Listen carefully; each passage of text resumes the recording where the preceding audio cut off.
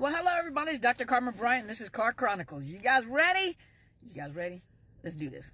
So I wanted to talk about some physiological reactions to PTSD that you may not have thought about.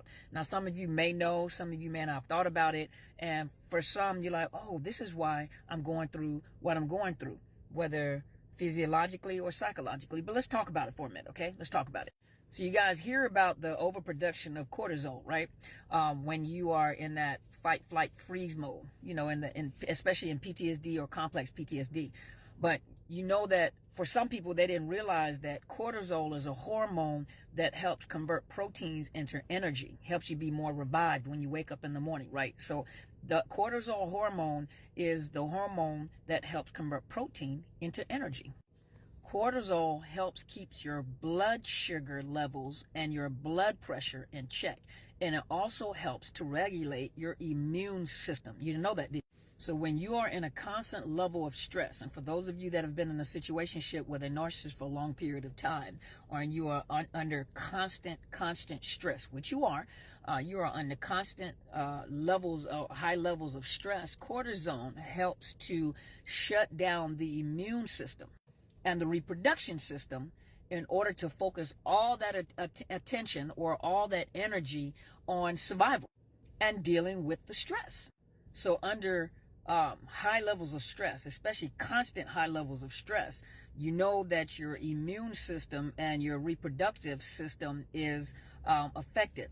You are mentally and physically affected. Your mental health and your physical health is connected. And so when you are under constant levels of stress, especially with those with PTSD or complex PTSD, those of you that are still in the situationship with these narcissists, and we talk about how you are affected, you know, how you are physiologically and psychologically affected, those two are connected. So high levels of stress like that, you begin to short circuit. So your body begins to short circuit. You know, that's why that cortisone level is all over the place. It just doesn't give you a big belly, but it affects your immune system. It affects your blood pressure, your immune system, your reproductive system, because all that energy is focused toward, survival mode, because you're trying to manage that stress, but that stress is getting out of control. And so you are becoming out of whack. Your wiring system is out of whack now.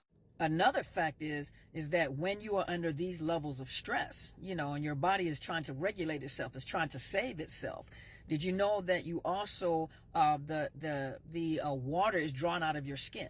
So water is being conserved in your body for emergency purposes. I almost feel like a camel, right? But the water is being pulled out of your skin. So some of y'all just ashy, you know.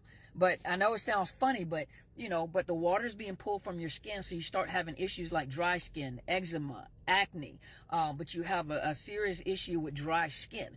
And so you're having to focus on, well, one of the things you need to be focused on is your water intake, taking in more water, and skin products, making sure that your skin is moisturized, because some of you guys are struggling with those dry skin, psoriasis, dry around your nose, but very, very dry skin. So some of y'all, hey, and don't use that as an excuse, y'all. Be walking around ashy just because you haven't used no lotion. Some of y'all need to use lotion because you've been ashy for a long time before. Don't be trying to say I'm traumatized. Don't try to say I got PTSD or complex PTSD. No, you just need to use some lotion. Now, what I'm saying is, though, but, if you are going through PTSD or complex PTSD, or you are in a situation, an abusive situation, and your stress levels are all over the place, you're going to have dry skin, psoriasis or acne or skin issues. Some of you guys do have skin issues. We already know that high levels of stress and anxiety, it also results in sleep issues. So some of you guys are having some severe sleep issues. You can't sleep at night. You're constantly, chronic fatigue.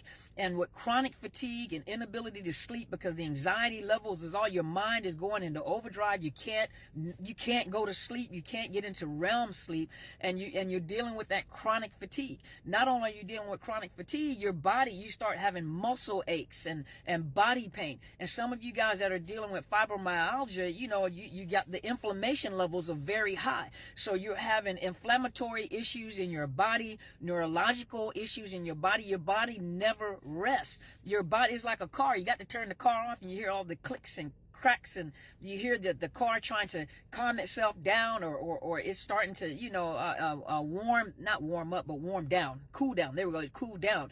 And you hear the clicks and the bangs in the car and everything. Your body is like that. So you're not getting any sleep, any rest, and so your body is not regenerating. So at night, you can't even regenerate. That rest is very important. That's why those people that are high functioning or alpha, have that alpha, you're just that alpha male or alpha female, but you can never rest. That's not good, because your mind is never taking a break. You're in constant fight, flight, freeze, anxiety, stress levels. Your body has to be able to relax. Another thing, research shows that people that deal with tinnitus. Now, I'm not saying everybody that deals with tinnitus, because some people are not overstressed in that sense. It could be a military thing. For some of us that have been in the military, a lot of people suffer from tinnitus. But research shows that tinnitus can also be a sign of the limbic system, or the limbic part of the brain that regulates stress, that regulates regulates the stress in the body, is going into overdrive. And so people will experience tinnitus, the ringing of the ear. So another thing is, the brain sends a stream of impulses to, not the brain, the ear sends a stream of impulses to the brain, and the brain interprets it as sound. But when you are under high levels of stress, that stream of impulses that is sent to the brain misinterprets the sound as ringing. And so that tinnitus, you get that ringing in your ear. So some of you guys go check that out. Some of you wondering what's going on. It's those high levels of stress. You need therapy. And some of you that don't know what it sounds like, it feels like, because I get it from time to time as well. And what happens is, it feels all of a sudden like your ears are blocked. Like you can hear perfectly well, all of a sudden your ears are blocked, and like someone put earphones on your head, and everything becomes really muted. And all of a sudden you hear like this, it's a ringing, or like you remember when you used to get the ear test done, you hear that beeping, that beep, but all of a sudden your ear becomes blocked, it becomes really muffled, and all of a sudden you hear like a beep, beep, well, I'm a beep, a beep in your ear. So that's that ringing, but that's that tinnitus.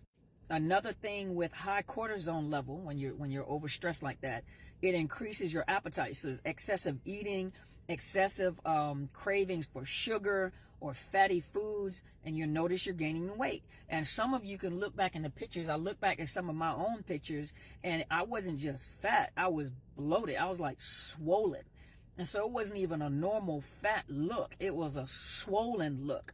I was just puffed. My whole body was just puffed out. So it was not just the weight gain, it was the puffy look. So you look at some of your pictures, you look puffy, you look swollen.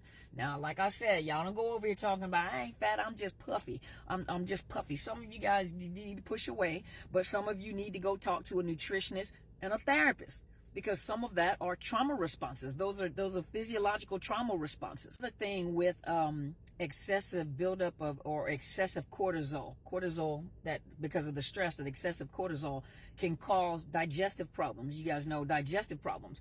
That high cortisol will start eating the lining of your stomach.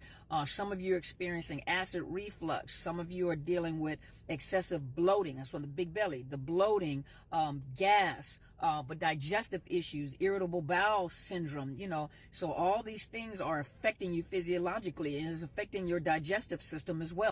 For those of you that like working out, excessive cortisol release, and some of you guys know this, can also contribute to having problems with building muscle. So some of you are finding it hard in the gym to build muscle and to retain that muscle. You're trying to build muscle, you're trying to get cut. I'm going to the gym to try to lose fat and try to build muscle, but that excessive cortisol, because of that high stress level, constant stress level, is causing you issues in building muscles. Another thing is like excessive cold hands and cold feet, because that excessive buildup of cortisol is causing, that fight, flight, freeze is causing the blood circulation to change. It's taking the blood circulation away from the extremities and taking it to protect the major organs in your body. And so there's a lot of things that people don't think about, how your body, not psychologically, but physiologically, is affected by staying long term with these narcissists, and the effects it has on your body. It's killing you from the inside out. Get therapy. Get therapy. You need therapy, a good nutritionist, and take care of yourself.